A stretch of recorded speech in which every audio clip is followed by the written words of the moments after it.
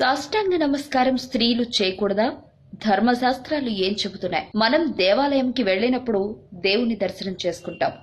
అయితే మనలో చాలా మంది సాష్టాంగ నమస్కారం చేస్తూ దేవుడిని ప్రార్థిస్తారు. కానీ ఆడవారు మాత్రం సాష్టాంగ నమస్కారం చేయకూడదని చెబుతుంటారు. మరి అసలు సాష్టాంగ నమస్కారం అంటే ఏంటి? ఈ నమస్కారం వెనుక అర్థమేంటి? ఆడవారు సాష్టాంగ నమస్కారం చేయొద్దు అని ఎందుకు అంటారనే విషయాలను గురించి మనం ఇప్పుడు తెలుసుకుందాం. సాష్టాంగ నమస్కారము అంటే 8 అంగాలతో చేసే నమస్కారము. అష్టాంగాలు అంటే ఉరస అంటే తొడలు, శిరస అంటే తల, దృష్ట్య అనగా కళ్ళు, మనస అనగా హృదయం, వచస అనగా నోరు, తద్భ్యం అనగా పాదములు, కరాభ్యం అనగా చేతులు, కర్ణాభ్యం అంటే చెవులు. ఇలా 8 అంగములతో నమస్కారం చేయాలి. అయితే మనిషి సహజంగా ఈ 8 అంగాలతో తప్పులు చేస్తుంటాడు. అందుకే దేవాలయంలో సాష్టాంగ నమస్కారం చేస్తుంటారు. ఇలా చేయడం వల్ల మనం చేసినటువంటి పాపాలు తొలగి పుణ్యం లభిస్తుంది. దేవాలయంలో సాష్టాంగ నమస్కారం దేవుడికి ధ్వజస్తంభానికి మధ్యలో కాకుండా ధ్వజస్తంభం వెనుక చేయాలి. ఉరస్సుతో నమస్కారం అనగా నమస్కారం చేసేటప్పుడు ఛాతీ నేలకు తగలాలి. శిరస్సుతో నమస్కారం అనగా నమస్కారం చేసేటప్పుడు నుదురు నేలకు తగలాలి.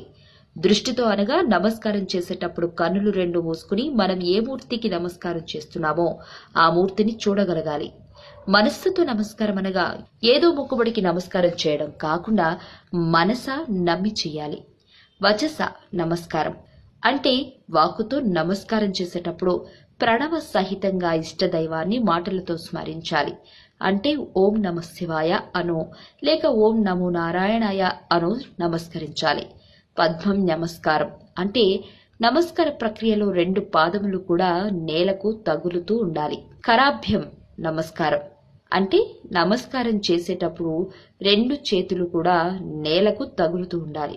జానుభ్యం నమస్కారం అంటే నమస్కారం చేసేటప్పుడు 2 మోకాళ్లు కూడా నేలకు తగులుతూ ఉండాలి. సాష్టాంగ నమస్కారం పురుషులు మాత్రమే చేయాలి, స్త్రీలకు నిషిద్ధం. అయితే పురుషులు తమ 8 అంగాలను అంటే వక్షస్థలం, నుదురు, చేతులు, కాళ్ళు, కళ్ళు భూమిపై ఆంచి నమస్కరించవచ్చు. కానీ స్త్రీలు సాష్టాంగ నమస్కారం చెయ్యాలనుకున్నప్పుడు ఉదరం నేలకు తగులుతుంది. ఆ స్థానంలో గర్భకోశం ఉంటుంది.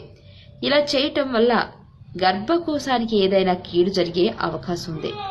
అందుకే ఇతిహాసాల్లో, ధర్మశాస్త్రాల్లో స్త్రీలను మోకాళ్లపై ఉండి నమస్కరించాలని చెప్పారు.